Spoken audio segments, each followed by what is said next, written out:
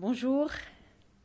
Alors, je vais parler d'abord des deux spectacles que je vais présenter dans le cadre de Montpellier Danse. Alors, le premier spectacle est une création. Alors, c'est une création qui va se faire pour une vingtaine d'amateurs, tous montpelliérains. Et c'est un projet assez exceptionnel parce que je vais travailler avec un dessinateur qui est un dessinateur de BD qui s'appelle François Olislager, que j'ai rencontré à peu près il y a 3 4 ans.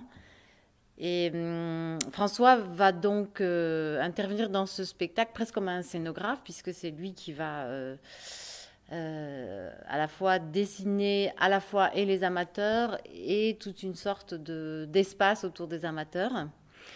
Et, euh, et je vais tout de suite parler de l'autre spectacle, vous allez voir pourquoi. Parce qu'en fait, les deux spectacles qui sont présentés, l'un au début du festival et l'autre à la fin du festival, sont un peu en miroir finalement l'un de l'autre. Donc le deuxième spectacle est un spectacle qui a déjà été créé pour le Ballet de Lorraine, qui est un spectacle aussi pour une vingtaine de danseurs. Et les deux spectacles vont avoir ceci en commun, c'est qu'ils vont tous les deux traiter de la question de la mémoire. Alors du côté des amateurs, ça va être plutôt la mémoire des amateurs comme spectateurs, mais aussi comme finalement comme mémoire aussi de leurs premiers ou de leurs différents liens avec des expériences de danse. Et le ballet de Lorraine, c'est vraiment la mémoire collective de ce ballet. Finalement, qu'est-ce qu'ils ont comme répertoire commun? Comment c'est ça? C'est un répertoire qui persiste dans leur corps.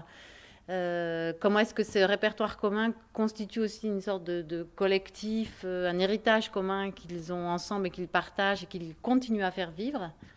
Alors que du côté des amateurs, je dirais, c'est un peu un autre type de nous. C'est un nous, effectivement, comme un public. C'est un nous beaucoup plus large, qui serait la mémoire beaucoup plus collective d'un public qui aurait une sorte d'amour de la danse ou qui aurait toujours eu des liens avec la danse, mais qui n'a pas l'occasion de la faire comme une professionnelle.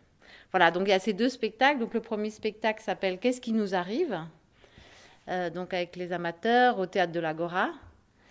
Et puis en fin de festival, donc là au Corum, je vais partager la soirée avec Toy Latarpe qui va faire une autre partie d'une pièce qui va être remontée pour le ballet. Et c'est une pièce qui s'appelle, la pièce que je vais faire s'appelle Objet retrouvé. Voilà. Voilà, donc il y a ces deux spectacles. Au milieu va être présentée une manifestation auquel bien sûr vous êtes invité en tant que public, puisque ce sera au Conservatoire de théâtre, là juste à côté.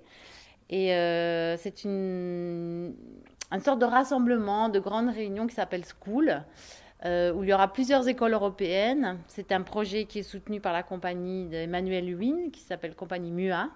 Mais c'est un projet qu'on fait en collaboration entre ces deux écoles, l'école de Montpellier ici, et puis le CNDC d'Angers. Et ça réunira donc plein d'étudiants, une cinquantaine d'étudiants qui présenteront des travaux. Donc le lieu sera ouvert toute la journée pour voir des travaux d'artistes. Il y en aura toute la journée, il y aura des choses très très différentes. Le lieu sera habité sur les 2 étages au conservatoire et vous verrez, je pense que vous serez très intéressés à découvrir tous ces jeunes talents. Alors, à côté de ça, il y a aussi une petite chose qui vient se greffer à côté de la création, puisque François Olislager, donc le fameux dessinateur belge, en l'occurrence, comme tous les dessinateurs, euh, et moi avons fait un livre. Donc on va présenter ce livre à l'occasion de la rencontre. Ce livre, c'est une BD. C'est une BD qui va revenir sur 6 pièces de mon répertoire, mais un peu fictionnées. Et donc cette pièce, qui n'est pas une pièce, qui est un livre, va être présentée à cette occasion-là, avec la présence de François Olislager. Euh, et, euh, et voilà.